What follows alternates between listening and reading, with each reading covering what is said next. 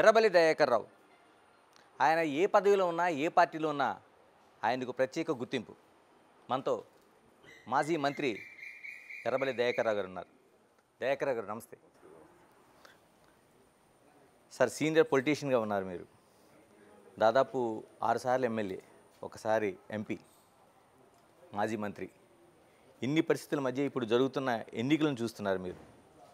అంటే టోటల్గా ఒక సీనియర్ పొలిటీషియన్గా మీరు అంటే పబ్లిక్ పల్స్ ఎలా ఉంది? మరోవైపు టోటల్గా చూసుకుంటే ఏ పార్టీకి ఎన్ని సీట్లు వచ్చే అవకాశం ఉందని మీరు అనుకుంటున్నారు? ఏ పార్టీకి ఎన్ని సీట్లని నేను కరెక్ట్గా చెప్పలేను. కానీ ఇప్పుడున్న ప్రభుత్వం మీద బాగా వ్యతిరేకత ఉంది. అది ఎవరు అడ్వాంటేజ్ తీసుకుంటే వాళ్ళకి లాభం దొరుకుతుంది. బీజేపీ వాళ్ళు అడ్వాంటేజ్ తీసుకుంటారా, టీఆర్ఎస్ పార్టీ అడ్వాంటేజ్ తీసుకుంటుందా అనేది అది ఇంకా మనకు ఇంకా ప్రజలలో నాడి ఇంకా కొద్ది రోజులలో తెలుస్తుంది. ఇంకొక 2 రోజులు పోతే ఒక్కటేందంటే ప్రజలల్లో కేసీఆర్ గారు ఉన్నప్పుడు లాభాలు జరిగినాయి. ఆయన 10 ఏళ్లలో అద్భుతంగా చేశాడు. గత కాంగ్రెస్ ప్రభుత్వంలో నీళ్లు లేకపోయేది, కరెంటు లేకపోయేది, తాగేందుకు నీళ్ళు లేకపోయేది, పెన్షన్ సరిగ్గా రాకపోయేది, ఇబ్బందులు పడ్డం, రోడ్లు లేక, గ్రామ పంచాయతీ లేక ఇబ్బంది పడ్డం అనేది ప్రజల లోపల ఉన్నది. అది టీఆర్ఎస్ పార్టీకి అడ్వాంటేజ్ కావచ్చు అనేది నాకున్న రాజకీయ అనుభవం మీద నేను చెప్పగలుగుతున్నాను. రెండవది, దాన్ని వాడుకుంటే వీళ్ళ ఫెయిల్యూర్స్ కూడా చాలా అక్కడికి వస్తున్నాయి. రేవంత్ రెడ్డి గారు చాలా మాయమాటలు చెప్పారు, ప్రజలు నమ్మిండ్రు, ఓట్లేసిండ్రు. డిసెంబర్ 9 వరకు చేస్తానని ఒక్కటి కూడా చేయకపోయేవారికే బాగా వ్యతిరేకత ఉన్నది కాంగ్రెస్ మీద. అదే టీఆర్ఎస్కి అడ్వాంటేజ్ కావచ్చు అనేది నాకు ఉన్న విశ్లేషణ. ఇలా టోటల్గా ఈ ఎన్నికలకు సంబంధించి పార్లమెంటు తెలంగాణకు సంబంధించి అనేక విశ్లేషణలు వస్తున్నాయి. అంటే కాంగ్రెస్ బీఆర్ఎస్, కాంగ్రెస్ బీజేపీ, లేకపోతే బీజేపీ బీఆర్ఎస్, వీటిలో వేటి మధ్య పోటీ ఉండబోతుందని అనుకుంటున్నారు మీరు? అంటే కొన్ని దిక్కులో 3 పోటీ ఉండదు, కొన్ని దిక్కులో 2 ఉన్నాయి. అంటే ప్రాంతాలను బట్టి ఉంటుంది. ఒకటి బీజేపీ సెంటిమెంట్ మీద కొడదామని చూస్తున్నది. జై శ్రీరామ్ అని హిందూ మతాన్ని రెచ్చగొట్టేందుకు వాళ్ళకి కేంద్రం కూడా ఏం చేసింది లేదు. ఫెయిల్యూర్ కేంద్రం. నాకున్న రాజకీయ అనుభవంతో చెప్తున్నా, తెలంగాణకి ఏం చేయలే, ప్రజలకు కూడా ఏం చేయలే. ఒక్కటే సెంటిమెంట్ మీద రెచ్చగొట్టి బీజేపీ 2 సార్లు పవర్ వచ్చింది, 3వసారి ప్రయత్నం చేస్తాను. సార్, వరంగల్కి సంబంధించి ప్రత్యేకంగా పొలిటికల్ సీన్ ఎలా ఉంది? ఇక్కడ ఎవరు గెలుపుకోవటంలో ఎవరికి వచ్చే అవకాశం ఉంటుంది? అంటే నాకున్న అవగాహన, వివిధ సంస్థలు సర్వేలు చేసి నాకు చెప్పిండ్రు.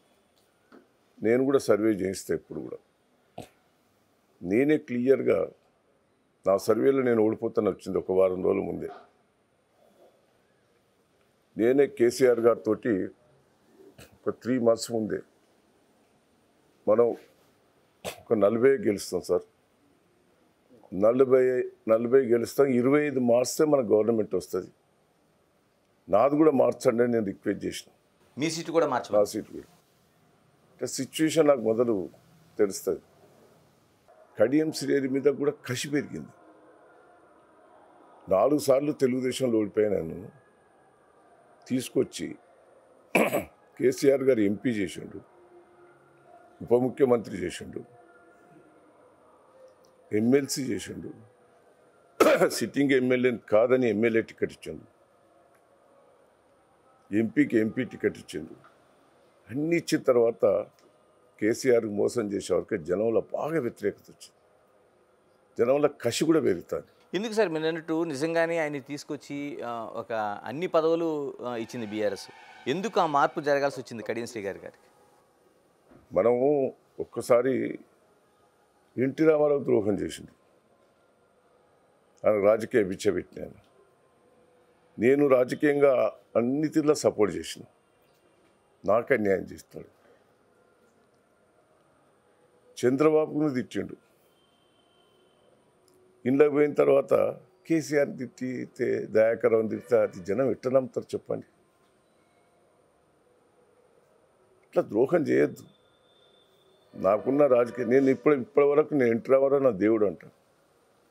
చంద్రబాబు నాకు అన్యాయం చేసిండు, కానీ చంద్రబాబు నేను తిట్టలే. ఇప్పుడు నాకు మంత్రి పదవి ఇవ్వలే, ఎవరెవరికో ఇచ్చిండు, నేను చంద్రబాబుని తిట్టా. తప్పు. పార్టీ మారినవంటేనే తప్పది. నీకేం అన్యాయం చేసినావని పార్టీ మార్చు. ఒక సిట్టింగ్ ఎమ్మెల్యే కానీ అని నీకు టికెట్ ఇచ్చారే, నీ బిడ్డ సీటు కావాలని నువ్వు అడిగితే కూడా సీట్ ఇచ్చాడే. బిడ్డకి ఏం రాజకీయ చరిత్ర ఉన్నదని ఇచ్చాను. తప్పది. రమేష్ కూడా చాలా పొరపాటు చేసిండు. 2 సార్లు ఎమ్మెల్యేనవే. అట్లా రాజకీయ లబ్ధి కోసం అది ప్రజలలో ప్రచారం కాదా? ప్రజల లోపల వ్యతిరేకత రాదా? నీ సొంత లాభం కోసం పార్టీ మారినవని. ఈసారి ఎలా ఉండబోతుంది? ఎందుకంటే మీరు అన్నట్టు టికెట్ ఇచ్చిన తర్వాత కూడా పార్టీ మారి ఇప్పుడు బిడ్డకి సీటు తెచ్చుకున్నారు. అంటే అటు కాంగ్రెస్ కావచ్చు, బీజేపీ బీఆర్ఎస్ కావచ్చు, ఓట్లు వేసే అవకాశం ఉందా ఆయనకి? ఎట్లేస్తారండి? మీరే చెప్పండి. వ్యక్తిగతంగా మీకు ఏమనిపిస్తుంది? ఓటర్స్ నీతివంతులండి, బయట పడరు, లోపల మనసులో పెట్టుకుంటారు.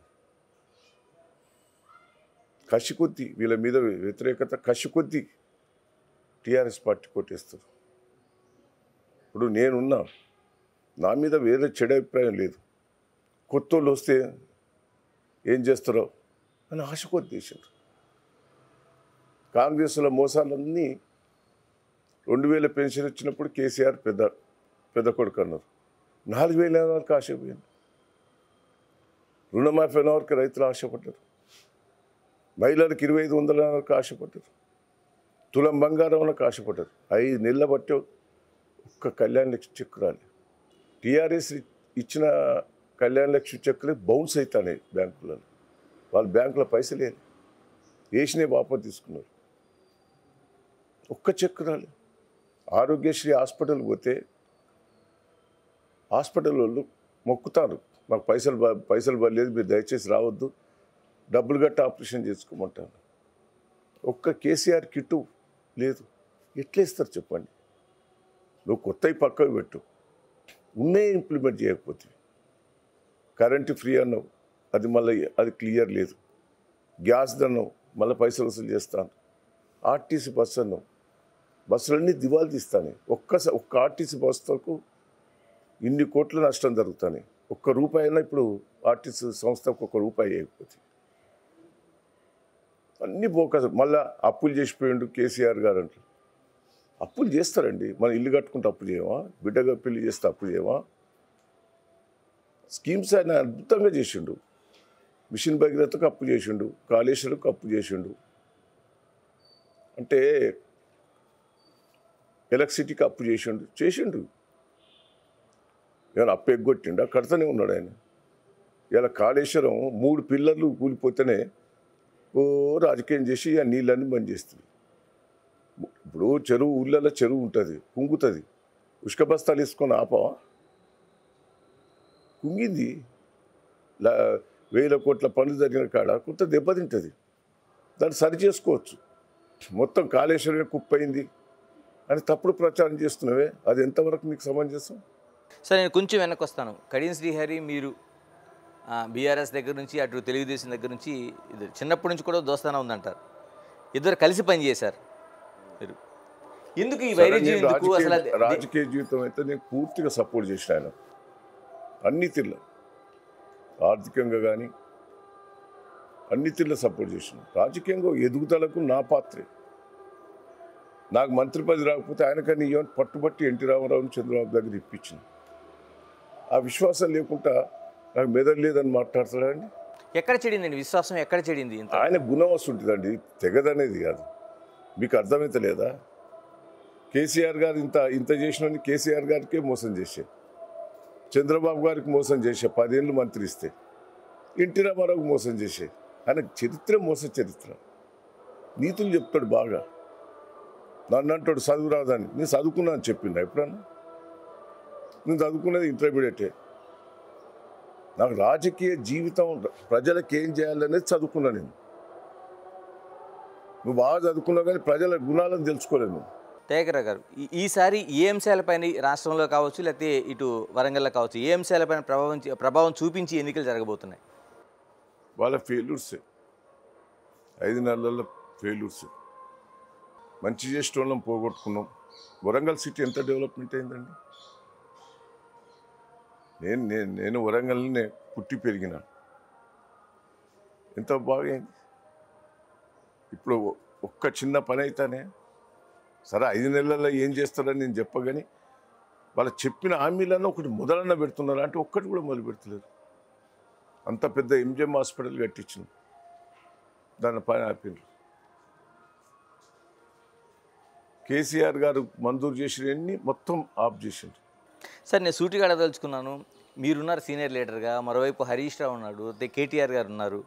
ఇంతమంది ఉండగా ఈ మధ్యనే సర్జరీ చేయించుకొని ఇంట్లో ఉన్న ఆయన్ని కేసీఆర్ గారు ఇప్పుడు బయటకు వచ్చి తిరిగితే తప్ప జనం విశ్వసించే పరిస్థితి లేదు, కనిపించడం లేదా? ఎందుకని ఆయన శాత కాకుండా తిరుగుతాడు ఎప్పుడైనా. అందరం తిరుగుతున్నాం కదా. కేసీఆర్ తిరుగుతూ అద్భుతం ఉంటుంది. ఇంకా ప్రజల లోపల చాలా మార్పు వస్తుంది. కేసీఆర్ చూడాలని చాలామందికి ఉంటుంది. కేసీఆర్ గారు ఏం చెప్తారో అనేది ప్రజలు వింటారు. కేసీఆర్ మీద పూర్తి నమ్మకం ఉన్నది. ఆయన ఏది చెప్పినా చేస్తాడనేది. చెప్పని చేశాడు కాదండి ఆయన. కళ్యాణ లక్ష్మి ఎన్నికల మేనిఫెస్టోలో పెట్టలే, రైతు బంధువు చెప్పలే, 24 గంటల కరెంట్ ఇస్తానని చెప్పలే. చెప్పని ఎన్నో కేసీఆర్ కిట్టు ఆయనకు మనసులో చూస్తే ప్రజలకు ఏం చేయాలని చేస్తాడు. కళ్ళు అద్దాలు ముసలోళ్ళకు ఉళ్ళలు అవుపడాయని, పిల్లలు సరిగ్గా చూసుకున్న అద్దాలు ఇన్ని స్కీమ్స్ చేసిండండి. సరే, ఇన్ని చేసిన తర్వాత కూడా ఓటమి జరిగింది. ఏమైనా సమీక్షించుకుంటున్నారు? ఎందుకంటే మీరు చెప్తున్నట్టు అనేక పథకాలు తీసుకొచ్చారంటున్నారు. ప్రజలు అడిగింది అడగలేదు కూడా కొంత ఇచ్చేయమంటున్నారు. మా ఎమ్మెల్యేల మీద కొంత వ్యతిరేకత వచ్చింది. కూడా మార్పు రావాలని జనంలో కోరుకున్నారు. కొత్త వాళ్ళు వస్తే ఈ ఆశ. రేవంత్ రెడ్డి చాలా మంచిగా అతికినట్టు చెప్పిండు. రేవంత్ రెడ్డి ఒక స్పీచ్లాగా చెప్పిండు, నేను జనం మోసం చేసే మాటలు మాట్లాడుతానే, జనం నమ్మి మోసపోతే వాళ్ళ కర్మ అన్నాడు. కర్మ అయింది ఇప్పుడు అన్నాడు. ఆయనే అన్నాడు కదా ఓ టీవీ ఇంటర్వ్యూలో, ప్రెస్ మీడియా వాళ్ళు, ఇవన్నీ నువ్వు ఎట్లా చేయగలుగుతావా అంటే పార్టీలో ఏమైనా సమీక్ష జరిగింది అసలు ఇది ఓటమి గల కారణాలు? అంటే చాలా సమీక్ష జరిగినాయి. మోసం చేసేటోళ్ళు తెలిసి ఉండి కూడా మేము కొద్దిగా దగ్గర తీసినాం. వాళ్ళని దూరం పెడితే బాగుండేది. సార్, మీ దగ్గరికి వస్తాను. మీరు దాదాపు 2 హ్యాట్రిక్లు, 6 సార్లు ఎమ్మెల్యేగా ఉన్నారు, ఒకసారి ఎంపీ మంత్రి ఇలా ఉన్నారు. ప్రత్యేకంగా పాలకుర్తిలో మీరు హ్యాట్రిక్ సాధించిన వ్యక్తి. మరి ఈసారి ఓటమి గల కారణాలు ఏమనుకుంటున్నారు? అసలు ఏమని విశ్లేషిస్తున్నారు మీరు? సరే, కొంత మార్పు కావాలని కోరుకున్నారు. అయినా నేను ఓడిపోతానని అనుకోలే. అయినా 10-20 వేలతోటైనా గెలుస్తాననేది నాకున్న అంచనా. ఎప్పుడైతే నేను అరెస్ట్ చేయిస్తానా అని ఏడుపు బొబ్బలు పెట్టారు అత్త కోడలు. అరెస్ట్ చేసిండ్రు, జైల్లో పెడతానని ఆ ఏడ్చే వరకు ఆ ప్రజలలో సింపతి వచ్చింది. అది నిజమని నమ్మిండ్రు. పోలీసు వాళ్ళు నోటీస్ ఇస్తారు. ఆడ నియోజకవర్గంలో లేని వాళ్ళు ఆడ తిరుగుతుంటే ఎవరికైనా నోటీస్ ఇస్తారు. మా ఇంట్లో మా దగ్గర కూడా మా బావకి ఇచ్చిండ్రు, నా కొడుకు ఇచ్చిండ్రు, మీకు ఇక్కడ ఓటు హక్కు లేదు, మీరు వెళ్ళిపోయిండని. వాళ్ళకు ఆ నోటీస్ ఇచ్చే వరకు పోలీసు వచ్చి అరెస్ట్ చేస్తాడు, జైల్లో పెడతాడని ఒక కళ్ళ నీళ్లు తీసుకొని నటన చేసి ఇడిచాను.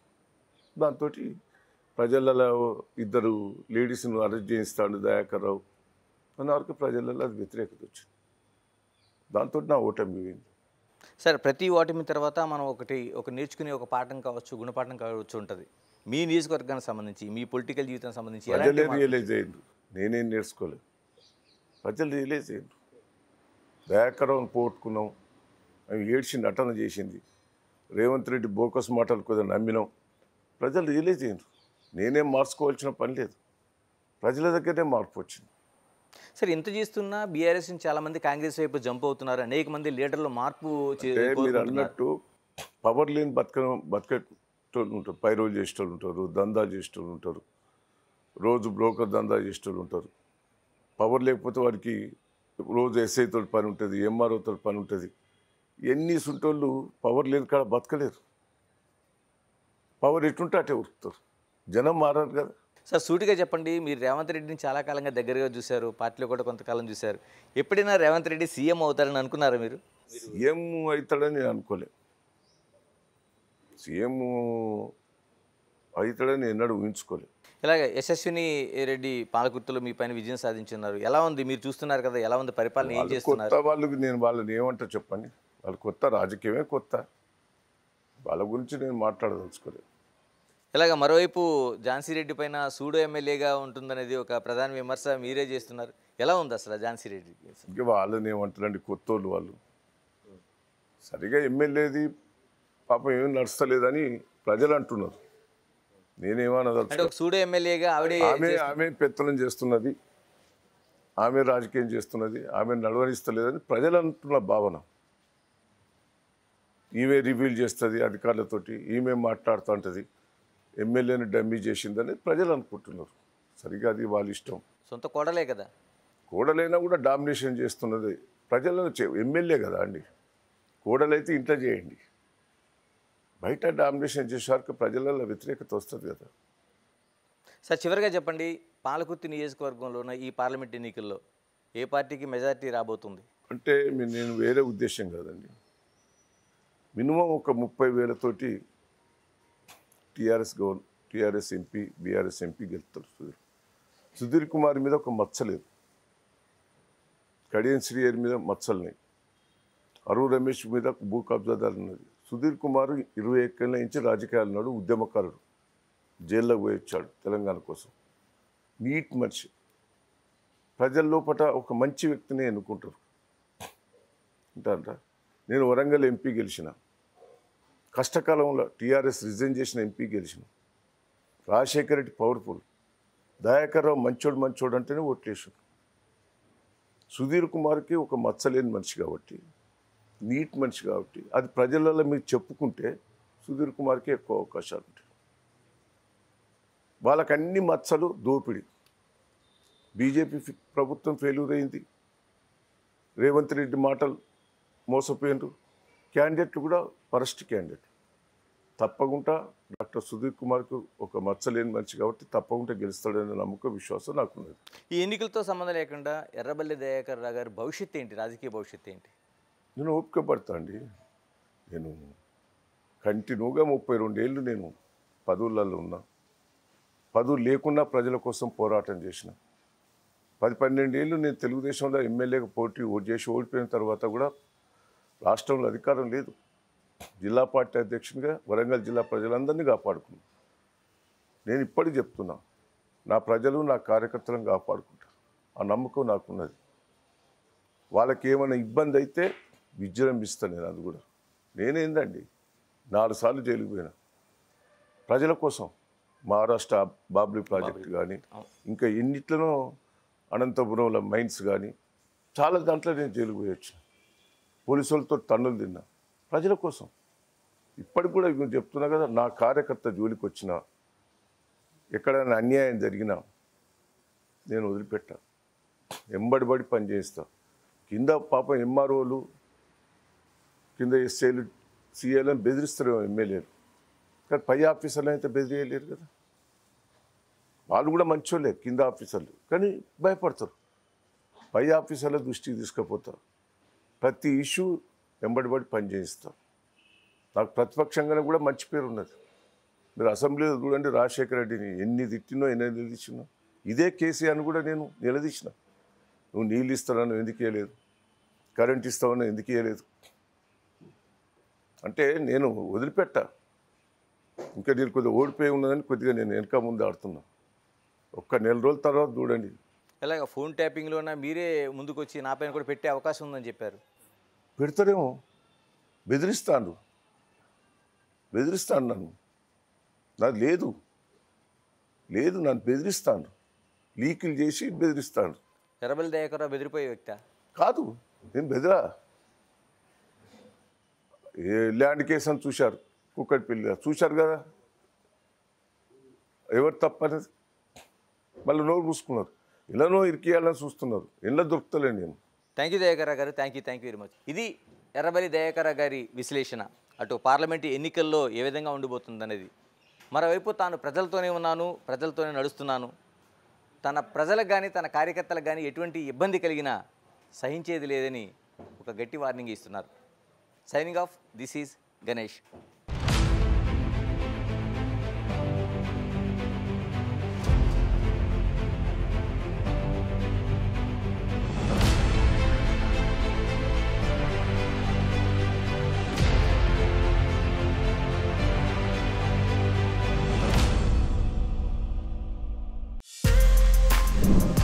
For more videos like this, subscribe Big TV channel.